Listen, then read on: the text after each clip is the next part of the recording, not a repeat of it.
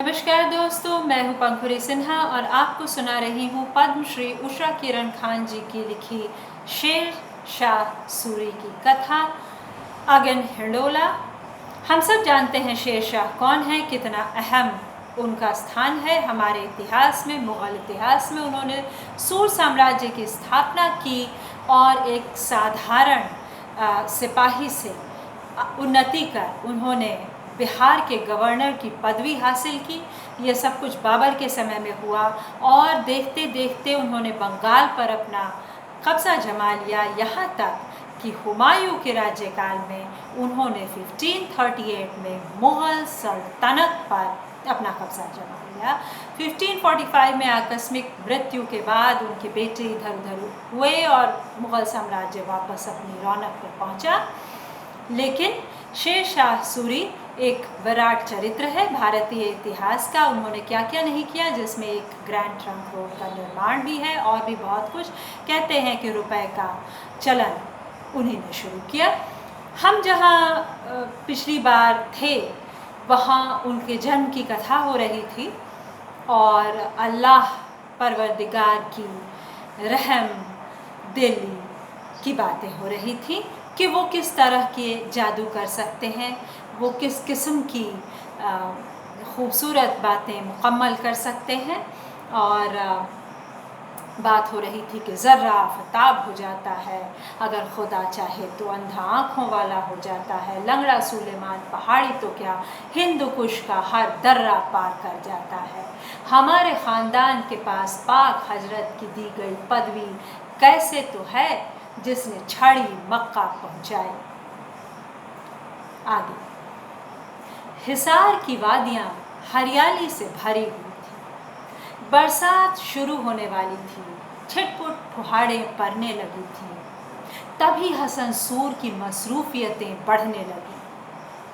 जमाल खान ने इन्हें कई छोटी बड़ी जिम्मेदारियां दे दी थी। जिम्मेदारियां लगान का हिसाब किताब और वही बही खाता सही करने की अधिक न थी कि अधिक थी, उससे अधिक न थी।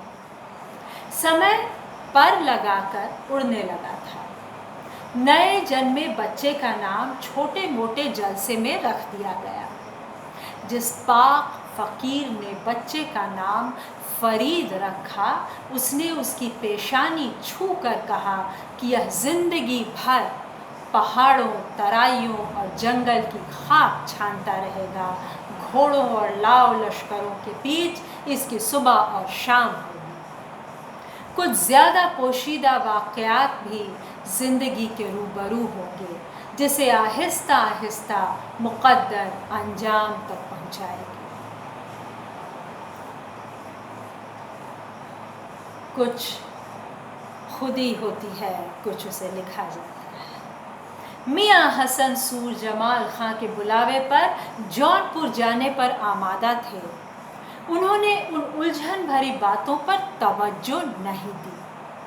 हिसार छोड़कर कुनबे समेत जौनपुर को चल पड़े। बेगम सबा ने रास्ते में ही दूसरे बेटे निज़ाम को जन्म दिया।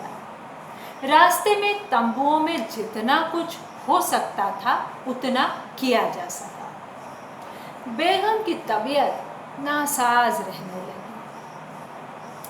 फरीद अपने नन्हे मुन्ने छोटे भाई को मोहब्बत तो खूब करते, पर दूसरे बच्चे की आमद, ख़राब तबीयत और धीमे धीमे ही सही सफ़र पर रहने की वजह से सबा बेगम बच्चे पर नज़र नहीं रख पाती। अब्बा हुजूर भी गोद में लेकर नहीं घुमाते। रास्ते में रेवड़ियाँ बिक रही थीं, जिसे खरीदने के लिए फरीद पैसे मांग रहे थे और आंसू बहाकर रो रहे थे। खेलने के चक्कर में उनके हाथ पैर धूल से आटे पड़े थे। घुघराले बाल पेशानी के पसीने से चिपके थे। गोल गोल गाल पर आंसू की लकीरें थीं कि उधर से एक नजूमी गुजरा। रोते हुए फरीद को देखकर ठिठका, उसे पुचकार कर गोद में उठाया और आंसू पोंछकर कहा, नहीं रोते बरखुरदार, ہندوستان کا بادشاہ کہیں روتا ہے؟ فرید رونا بھول کر نجومی کی داڑھی سہلانے لگا۔ نجومی کی بات سے آس پاس کھڑے 22 بندیاں اچرج میں پڑ گئے۔ انہوں نے ایک دوسرے کی اور دیکھا۔ تب تک رنگتا جوگی بہتا پانی کی مانند وہ اپنا جھولا جھپاٹا اٹھا کر غائب ہو گیا۔ سبوں میں فرید کو گود میں اٹھانے کی ہوڑ لگ گئی۔ قافلہ جونپور آ کر رکا۔ حسن سور جمال خاں کی خدمت میں مبتلا ہو گئے۔ فرید کو جگہ خوب راس آئی۔ بیگم اور پورے کنبے کے لیے ایک بڑی حویلی مل گئی۔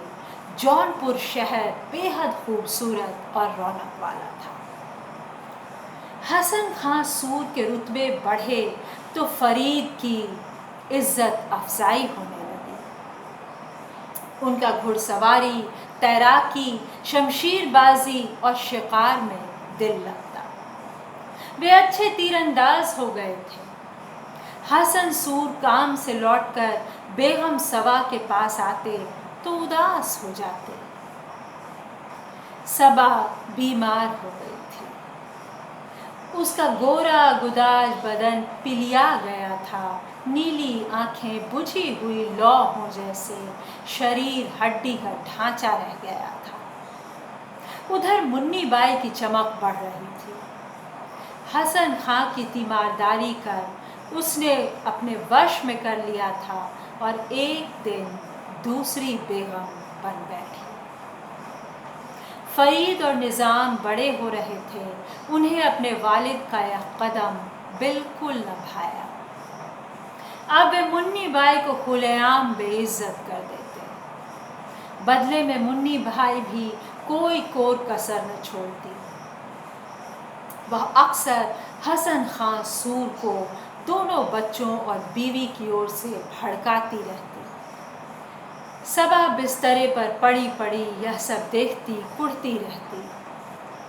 اس کی یہ کڑھن کتنے دن چلتی، اللہ میاں کہ یہاں سے بلاوا گیا۔ اب منی بائی کا مسلسل اختیار ہو گیا کنبے پر۔ اس کے 2 بیٹے پیدا ہو چکے تھے۔ بلند شہر کی اور سے جمال خاں کا قافلہ جونپور کی اور آ رہا تھا۔ لاؤ لشکر نے ڈیرا ڈال دیا تھا۔ سائیس نے بڑے ادب سے جمال خاں کو گھوڑے سے اتارا۔ زمین پر پیر ٹیکتے ہی اس کے پنجے مڑ گئے۔ وہ اپنے آپ کو سنبھال نہ سکا اور زمین پر لڑھک گیا۔ چاروں اور سے عملے کارندے دوڑ پڑے۔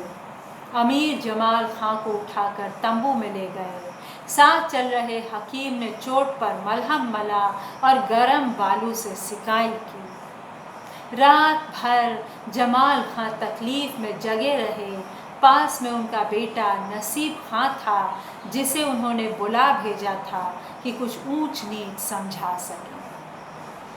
نصیب خاں کو انہوں نے سمجھایا کہ حسن سور ایک ایماندار اور محنتی روح پٹھان ہے جو ہمیشہ اپنے کام کو خدا سمجھتا ہے۔ اس پر بھروسہ کر کے سہسا رام کا قلعہ اور جاگیر سونپ دینا چاہیے۔ جمال خاں زیادہ دن زندہ نہیں رہے۔ پیر مڑنا اور گرنا ان کے لیے مانو اللہ کا بلاوا ہی تھا۔ حسن سور کا رتبہ بہت بڑھ گیا۔ فرید، نظام، سہسا رام آئے۔ جنگلوں پہاڑوں میں فرید کا خوب من رمتا۔ وہ دور دور تک گھوڑے دوڑاتے چلے جاتے۔ جنگل کے دوسرے چھور پر جا کر وہاں کے کسانوں آدیواسیوں کے گھر روٹی کھا لیتے۔ ان کے ساتھ تیر اندازی کا نیا نیا طریقہ سیکھتے۔ ان کا بھائی نظام بھی ان کے پیچھے پیچھے لگا رہتا۔ حسن سور کے پاس بالکل فرصت نہیں تھی کہ وہ ان پر نظر رکھتے۔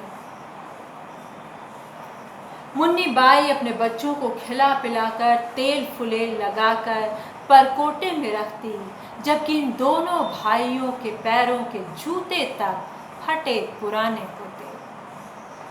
एक दिन हसन सूर ने देखा कि अपना कोई मुल्तानी नस्ल का घोड़ा हिनहिनाता कतार में दौड़ा चला आ रहा है। दौड़ते घोड़े पर लगाम पकड़ फरीद ने जीन कसा और उछलकर चढ़ बैठे। बड़े बड़े पत्थरों के बीच ऐसा कारनामा, हसन सूर का कलेजा मुंह को आ गया। पीछे से निजाम भी एक घोड़े पर चढ़ा आ रहा था। उनके चेहरे खुशी से चमक रहे थे। हसन सूर ने देखा फरीद का गोरा भरा भरा गाल खरोचों से भरा है, ओठ सूख कर पपड़ियाए हुए हैं, बाल रूखे सूखे पगड़ी में बंधे हैं, जूते खस्ता हाल हैं और पायजामे अंगरखे मुसे मुसे से हैं। फरीद की अम्मा ने सपना देखा था कि गोद में सूरज उतर आया है। इसके जन्म की कितनी उतावली थी, इन्हें खुद आज नजर भर देख नहीं पाते। अम्मा नहीं है, इनके पास वक्त नहीं है। क्या कद निकल आया है फरीद का, सीना चौड़ा हो गया हसन सूर का। वे समझते हैं कि इनकी दूसरी बेगम इन बच्चों को फूटी आंख नहीं देख सकती। उन्हें मालूम हुआ कि इन घोड़ों का रखरखाव, इनकी तालीम खुद फरीद ने अपने हाथों में ले रखी है। आखिर वो पठान है, ये अफगान। घोड़ों के बारे में इनसे ज्यादा कौन जानता है। फक्र से सीना चौड़ा हो उठता है हसन सूर का, जिनके पुरखे छड़ी लेकर मक्का शरीफ गए थे और अरब में थे तब कैस कहलाए थे। खुद हजरत मोहम्मद साहब ने यह नाम रखा था। खुद उन्होंने ही सुलेमान पहाड़ी की ओर जाने और दुनिया के नए रोशनी फैलाने का हुक्म दिया था। सच है, नई रोशनी फैलाने से कोई किसी को कैसे रोक सकता है। रोशनी किसी के रोके रुकती भी नहीं। शुक्रिया दोस्तों, ये था अगनहिडोला उषा किरण खान जी द्वारा लिखा शेर शाह सूरी का किस्सा। आशा है आपको मेरा यह पाठ पसंद आया। किस्सा जारी रहेगा। शुक्रिया सुनने के लिए।